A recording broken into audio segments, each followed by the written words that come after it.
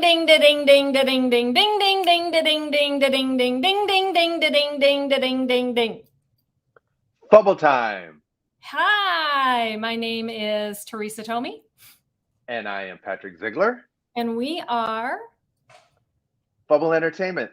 And this is Fubble Time. Fubble Time, Fubble Time. I am going to get so quickly into this bio today and invite you to join the conversation before I do that, because we have a fascinating human being. We just have met this wonderful gentleman 15 minutes ago in our green room conversation. And boy, he is fascinating. I'm so excited for this conversation. So thank you to Carrie Fleischer and Fred Stella for bringing him to our attention. Mark Edelman was the founder of Theater League, a not-for-profit performing arts organization. He did this in 1976. Since then, the league has presented more than 5,000 performances of over 500 productions of touring Broadway musicals. You'll be familiar with some of these names: Chorus Line, Annie, Cats, Mamma Mia, Les Mis, Phantom of the Opera, Lion King, Wicked. He has, under his leadership, the Theater League created Theater Rock, Reach Out to Kids, a community outreach program providing free theater tickets and educational outreach for thousands of children enrolled in Title I schools. We're going to talk to him about this next little point in his bio. He compiled and wrote the play For Children, which was performed in conjunction with the national touring exhibit Auschwitz, Not Long Ago, Not Far Away. He developed and the Theater League endowed a graduate certificate in performing arts management, first class, University of Missouri in Kansas City, fall 2022. Amazing. So theater, right? And then Edelman created, and I keep saying Edelman, and I forgot to ask him, is it Edelman or Edelman? Shame on me. We'll get the answer to that one. As executive producer of 12th Street Jump, public radio's weekly jazz, blues, and comedy jam, which was heard on more than 120 radio stations during its 11-year run. This guy. I know, it's so cool. The Kansas City Jazz Ambassadors. He's a member of the board of directors of the American Jazz Museum and Kansas City Actors Theater. He's a life member of the Broadway League and one of 850 theater professionals who vote for the Tony Awards each year. Wonder if he voted for our buddy Greg Jabara and Levi Kreis. And Levi Kreis, and Lindsay, Lindsay didn't win. Lindsay Jones. He is a graduate of Washington University in St. Louis. He is what else? The University of Missouri, Kansas City, and the University of Kansas, where he got a master's in journalism, integrated marketing communications. I just feel it's important to share that. He is married to the wonderfully lovely Karen Lichterman and has two fabulous children, CJ and Risa. I'm going to give you all this information. Who live in Alexandria, Virginia, with their spouses, Swathi Madagauni and Will Cooper. He doesn't have grandkids yet. It's in his bio. I'm thinking he wants them. I will say we are delighted to have this incredibly accomplished human being on our show. Please join me in welcoming Mark. Hi. Hi. Hello. And I'm so sorry. Edelman or Edelman? Well, I think Edelman probably. Although the German would be Edelman. I think I use Edelman. My brothers use Edelman. Isn't that fun? I have a friend whose last name is Gentili, and he uses Gentili, and his sister uses Gentile. I think most people use Edelman now because my brother is a personal injury lawyer who spends like $1 million a year on ads in the Kansas City area. So, I was going to say, is he the billboard guy? So yeah, so he's the billboard TV guy. So it kind of became Edelman by default. Well, Mark Edelman, we are so excited to have you here, and part of what we do on Fubble Time is we talk about the creative world in which people, in the way creativity has influenced and impacted people's lives. And what I find fascinating about you is you've got, I don't know if we call it a left brain, right brain thing, but you've got the admin side of creativity, bringing it to people, but you also are a creative being yourself, clearly. So we're going to take you in the Wayback Machine, and we're going to get to some of the admin side in just a bit. But we first want to start and and kind of explore a little bit of that creativity, see what that is, because I know like you're a writer. So when did you know you were a creative person, or at least attracted to a creative world? I mean, you've got a brother who's a personal injury lawyer. So how did the creative and I went to law school too. And you had your Juris Doctorate. Is that what it is? Yeah. Well, when I was in high school, in order to attract girls, I was in a rock band, because I wasn't an athlete, and was not attractive. I was in a rock band, and that was appealing. And writing songs. I started, playing my guitar when the Beatles, landed on our shores, and so I was always associated with that. Then in college, I kind of actually I was also the dance chairman for something or other, in high school. And so when I went to college, I became as several other people in my industry did. I became like the concert chairman at my college. So I got a hold of this budget, and I happened to go to a school that was in a metropolitan area in St. Louis. So, I was driving out to the FM radio station and giving them, $2,000, not mine, to promote Jethro Tull and Paul Butterfield and Rotary Connection and the MC5. Oh. And there's a creative element to that, the marketing, the Sure. staging, what's the poster look like, and I kind of got into that, and then I fell into the influence of a couple who had come to St. Louis from New York. They would actually been with the Living Theater, Julian Beck and Judith Molina's group. By the way, I'm probably the only touring Broadway presenter who knows those names, or who actually saw Richard Schechner's Tooth of Crime at the Performing Garage. I was a habitué of downtown theater when I was in college, and went up to Chicago and saw the Organic and Stuart Gordon's futuristic stuff. I'm sure I saw all the Steppenwolf people were on, but Nice. this couple got me into the theater, and I got my degree in theater there, although my mother pointed out you're not going to be able to get a job in that, so I did get a teaching certificate, and then she urged me to go to law school, which I did, which didn't hurt, because at law school there was another university budget, and so I took that money and put on concerts and plays, and actually did my first touring. It was an off-Broadway show. It was called Lemmings in 1974, and I'll never forget, we had a party at my apartment with the cast of that show. I don't remember the three women in it. I feel bad. But the three guys were Chevy Chase, John Belushi, and Chris Guest. Oh my gosh. Wow. It was so long ago that when they rolled lines of cocaine, they used a $5 bill. That was a lot of money back then. But that was the first. In Chicago? No, it was a tour. It was in Kansas City. I went to University of Missouri in Kansas City, and I put on the Manhattan, and that was a real streetcar campus. So I actually used theaters in town. I did, Lemmings at the Music Hall, which I subsequently presented Phantom and all these other big shows. I brought in the Manhattan Transfer to the Uptown Theater, an old movie palace, and there was a guy sitting in the lobby, or not in the lobby, he was just sitting in the theater, and I asked him, "Can I help you? What are you doing here?" He said, "I'm the opening act, Billy Crystal." Oh my gosh. Oh, who's friends with our buddy Alan? Wow.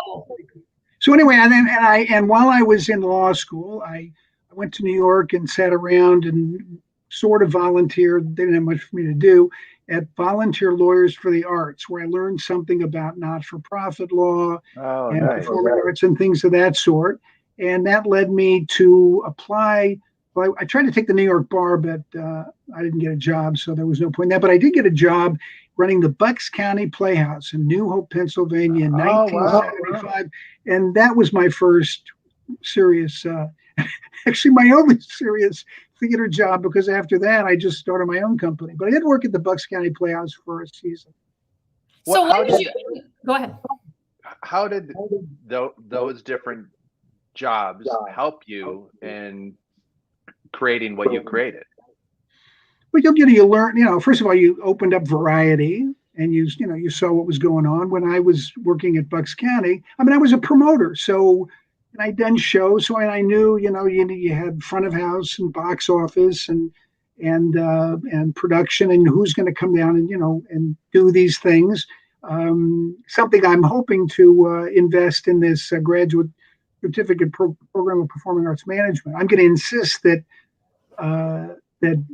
every student work in the box office and in development and in front of house. You have to work and you have to learn all of those elements if you're going to lead a performing arts organization. You can't be president of this and just go over and president of that, because you really need that experience.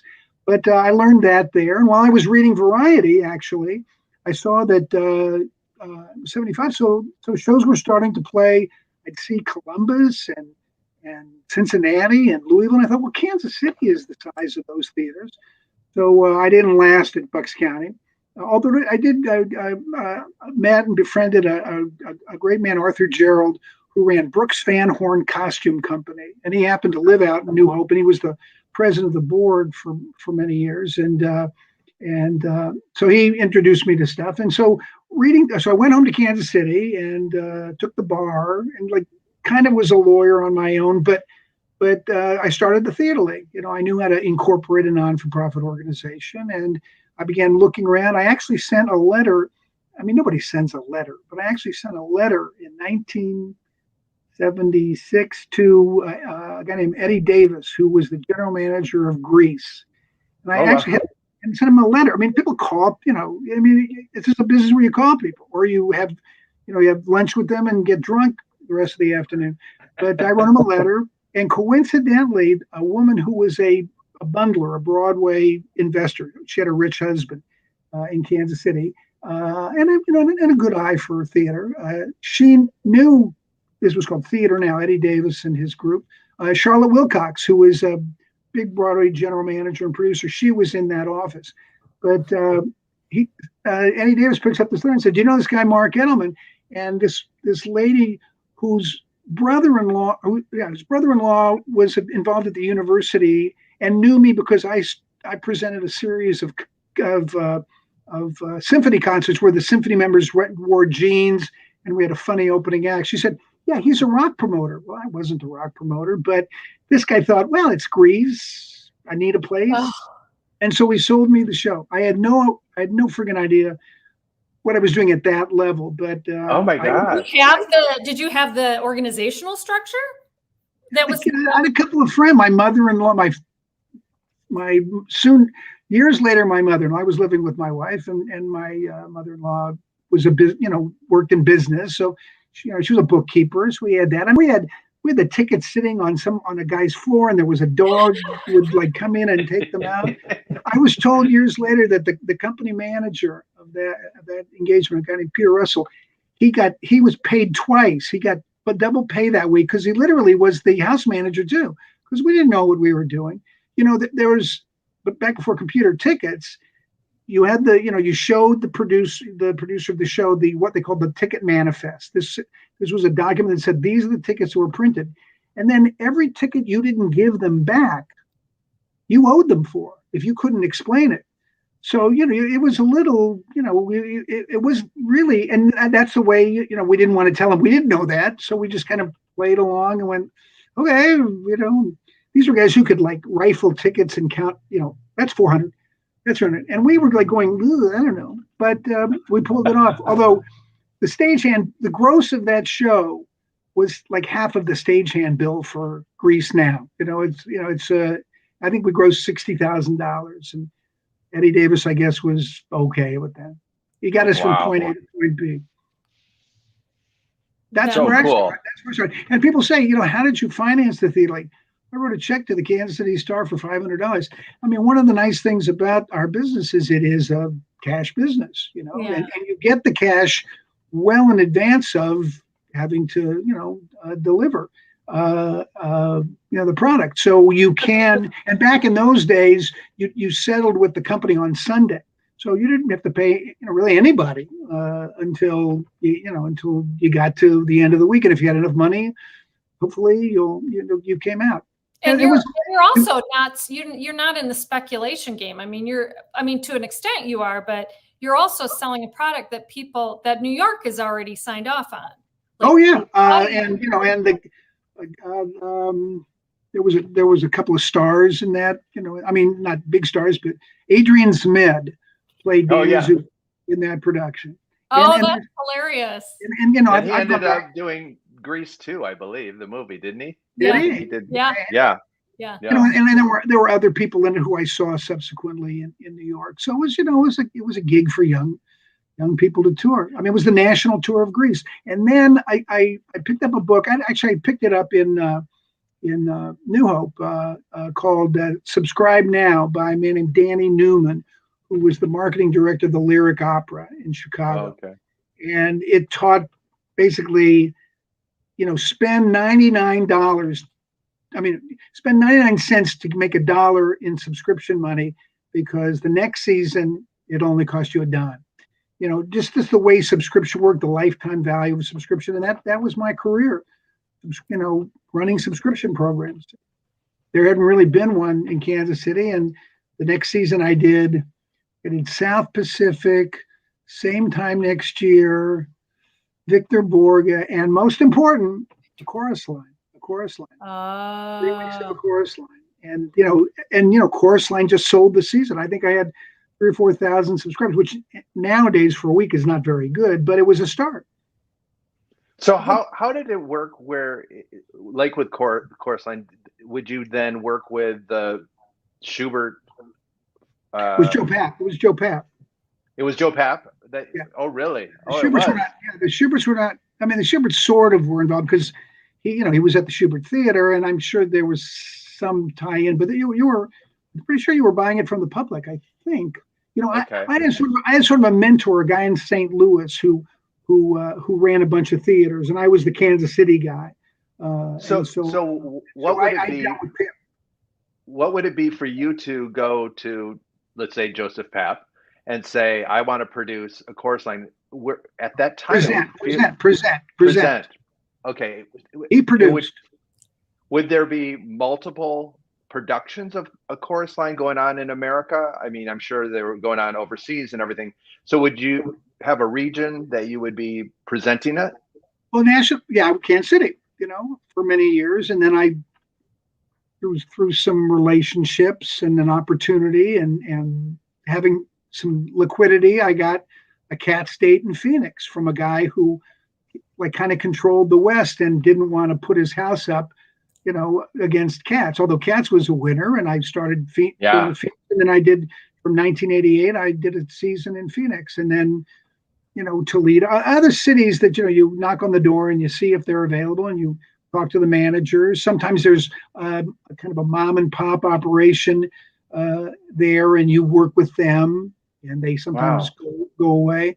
But just lots of different ways to do this. Back then, there was this one guy named Ernie Raleigh. He had something called the Independent Booking Office. The Schuberts had been sued in the 50s for antitrust. It's U.S. v. Schubert, because they kind of controlled something that was called the United Booking Office, and they controlled all these theaters. So they kind of made you take a show. This is like the end of vaudeville. This kind of sure. Yeah. So they settled it with the government, and they started something called the Independent Booking Office, and that was controlled by the League of American Theaters and Producers, which became the Broadway League, and something called the Legitimate Independent Theaters of North America. Nobody knows anything about this stuff. I was the last vice president of LITNA, Legitimate. But these, most important, because these things were, the League of New York Theaters was very important. LITNA was not. But they came together and they funded a office called the Independent Booking Office, and was run by this guy named Ernie Raleigh. And he had these big books with dates, like this tall, and they just had dates on them. And if you were a producer, if you were Manny Eisenberg with a Sondheim show or a Neil Simon show, you'd go sit in Ernie's office, and they say you needed to do it in the morning, because after lunch, he was 3 sheets to the wind. I'm not casting aspersions on those who are departed, but a real character. and his secretary Irene Warshauer, who was like the ultimate New York. Yeah, what to say? I don't know. He's not here. But Ernie, he'd take it.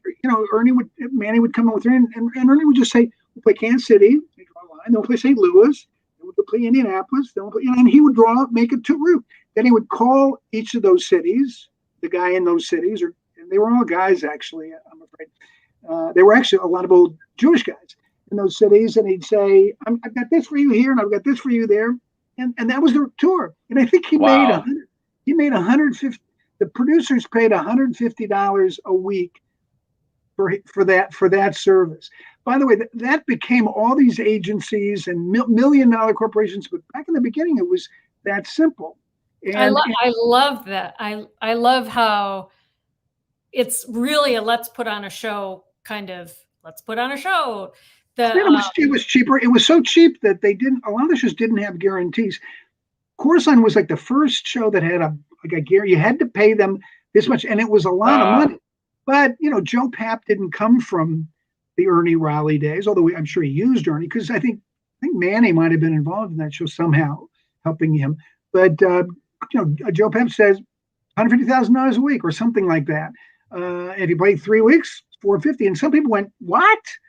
Because what they were used to was what they call sharing terms deals, which was they were like you paid the show 60% of the gross, and you got 40%, but they paid 60% of the advertising that you spent. You had to pay the stagehands, but there was a limit as to how many hours the load in and the load out could be. That's so if it went long, they had to pay some of it. So you kind of just basically split up the gross at the end of the week, and that ran for forever and ever. And then Joe Papp said guarantees, and then everything became guarantees.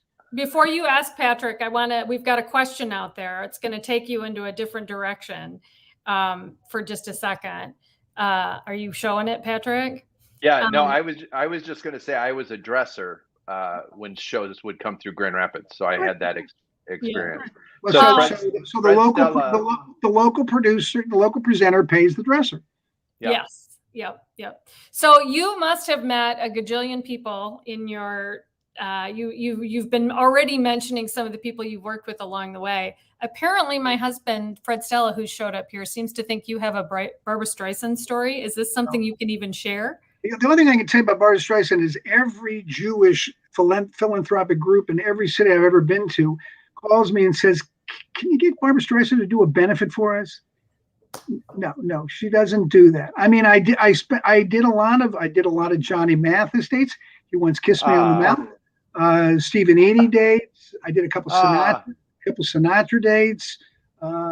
Johnny was the best. Johnny was really nice, and just what a great show he put on. Tony Bennett, I did Sammy Davis with a symphony. Wow. Greg Hines. I went looking for Greg Hines backstage because we had a star dressing room. I find him. The chorus dressing room was six the little crummy wood table and windows, and he's at the end. He's like the worst seat in the room. He's in with the band. Greg Hines was with the band. Did Lena Horne?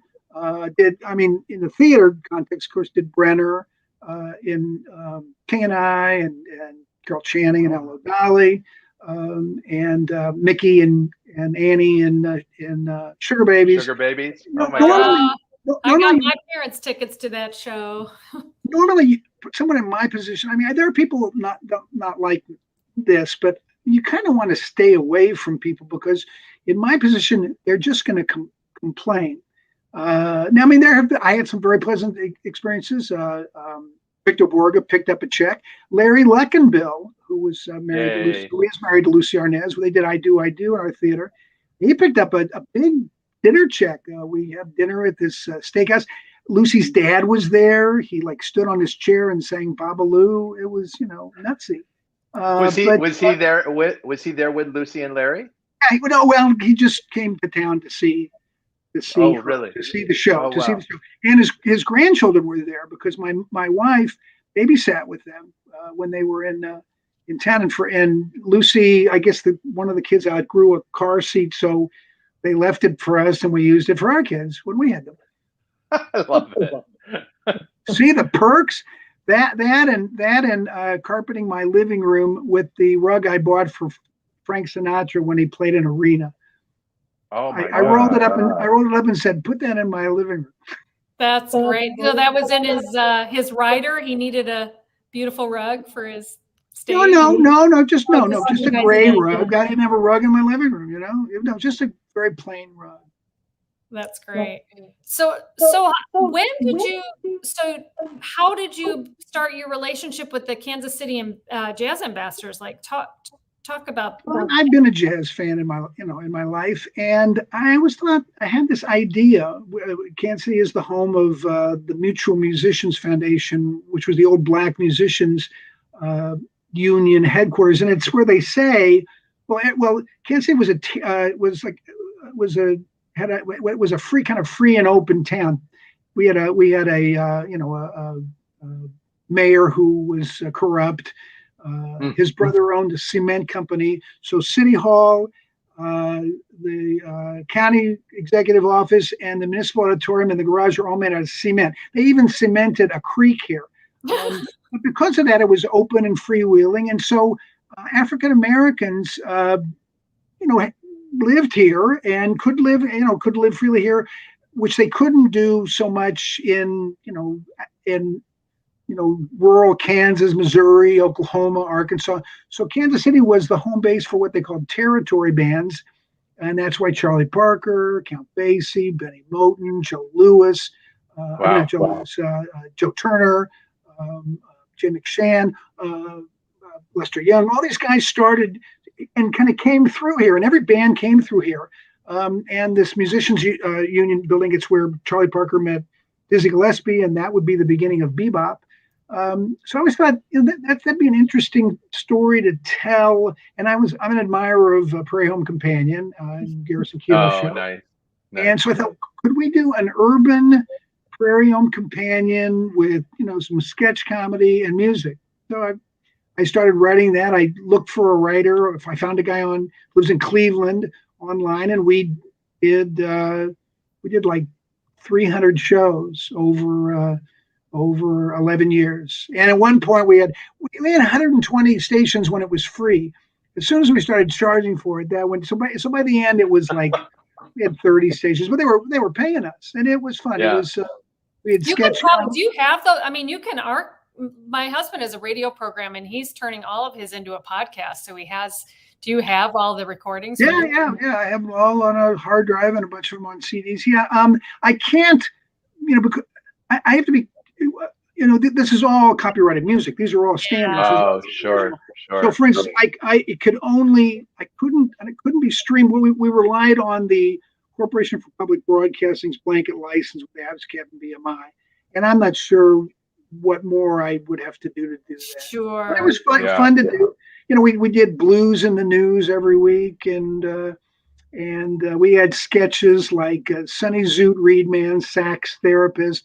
So that was a bit was like Guy Noir, but it was about a couple would come in and were having trouble having sex. So and the setup was, whenever in a movie you hear the saxophone, people are going to start kissing and hugging. So the couples would explain their problem, and then he said, "I got you. I'm Sonny Zoot Reedman, sax therapist." Then a saxophone player would start playing, and they'd start having sex on the radio. So there you go. That was a sketch. It was not high art. That's great. It sounds great. Jerry Rash in Austin said, "Would love to hear that." Understood about the copyright, though. Yeah. I'm sure that there's a lot to mind. We ended, and it took place in a club. It was, it was a live audience. So we did the show, with the drinks flowing and stuff, and it was fun.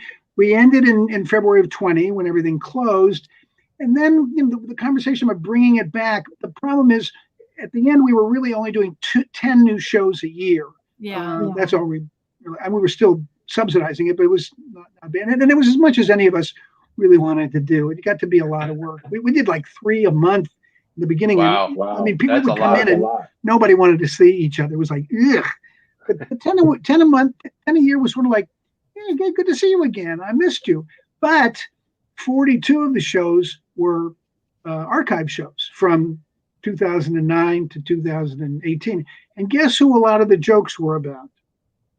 Yes, and I did not want to mention, like Steve Colbert, I did not want to mention his name again. Right. Yeah. And so we just decided, look, we'll put it away. I don't want to tell those jokes anymore. I don't want to, again, I don't want to even bring it up.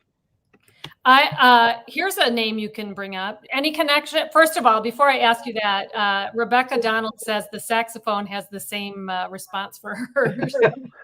Okay. That's good. Classy Rebecca. It would have worked. It would have worked. Jerry Rash is asking, any connection to Johnny Otis and his road show? Does that ring a bell? I didn't really do much rock and roll at all. I also did comedians. I drove through Louisiana with Jay Leno. Back when he was right before the Tonight Show, he would take any gig that had an NBC affiliate. Because he really the way he got that job, and David Letterman didn't, is because he was a politician. He would go to the town, and it's the easiest show you could do. You say, ladies and gentlemen, Jay Leno, and he talks for an hour and a half by himself. But after the show or during the day, he would go to the NBC affiliate and press the fletch. Because he was doing, he was the guest host on the Tonight Show. But so he would say, when I'm in Wichita, I listen to WCHT and Jimmy and Becky, and he did that everywhere. So promoters got to. It wasn't an expensive idea. You made money on it, but you had to wire the money. By the way, that agency went bankrupt and took all those guarantees with them. And Leno subsequently made good on all the dates, though he didn't get paid. We worked with him at a comedy festival in Grand Rapids called Laugh Fest, which is a fundraiser for Gilda's Club. And he made a big donation to Gilda's Club. And I rode in a vintage Jaguar with him and one other person. And it was quite an experience. I played him with a friend in Bakersfield, California. And we're sitting there, he lives in LA. So we're thinking, what's he going to drive? We're meeting him at the theater. So we were kind of sitting on the street, on the curb, watching cars go by. He might take a motorcycle, it's not that far. So he pulls up in a turbo Bentley and rolls in the window. And we're like admiring the car. And he says, it's the wife's car. He also, we went into we were after a show, we went to a pizza place and he walks in and the guy said, oh, can I take your picture or anything? And he takes a picture and I go to pay. I mean, I'm the presenter. So I go to pay. He says, no, don't worry about it. As we were leaving, Leno said, I haven't paid for a pizza in 3 years. Yeah, I'm sure. But a nice guy. We're towards the end, but we do want to, I do want to get, Teresa and I have worked in children's programming. Teresa's directed children's theater. We've both directed, but we've done children's television. Just interested in for children, what you wrote. I'm on the board of a group that uses a theater in Union Station where the Auschwitz touring exhibit is. Wow. So they said, can you produce something like that for your theater? And this was January of 2020 when all you could produce was things that there was no, obviously the first thing they'd say, well, let's do Kindertransport or Anne Frank, but and there's people hugging and kissing. And in January of 2020, we couldn't do that. So I came up with the idea of reading diary entries from, first of all, it was kids who had lived through the Holocaust, but then we went a little further and said, well, what about other kids who lived through genocides? What about their diaries? And it was shocking to see there's trains in everyone. There's kids being picked out of school in everyone. And it reminds us that as much as we respect what the Holocaust was, there are, in Sarajevo and in Cambodia and Rwanda and Armenia, these things happen too. And that's what the play's about. I hope people will do it. Wow. Teresa just directed a production for it's a theater company called Ebony Road Players in Grand Rapids here, and it's Teresa, license my show. Well, I know it's an interesting. I know it's very interesting. I'm like that would be an interesting piece to. This was imagining Anne Frank and Emmett Till having a conversation, and the same kind of idea, the similarities of racism. These kids saying, why were we so hated? And these two, teenagers trying to figure it out.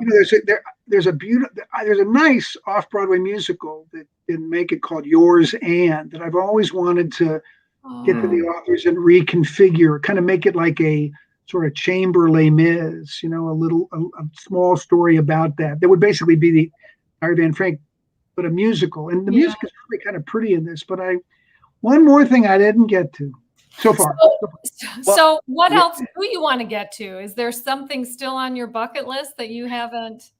My husband wrote Teresa license his show, so you've got somebody else pushing. Well, I've been putting on plays. At the end of my career, presenting touring Broadway, the downside to starting as a not-for-profit is all the money you made, if you did, is not yours. It's a nonprofit, which is great. I mean, I don't mind that. I did quite well. Listen, I made a living. I sent my kids to college.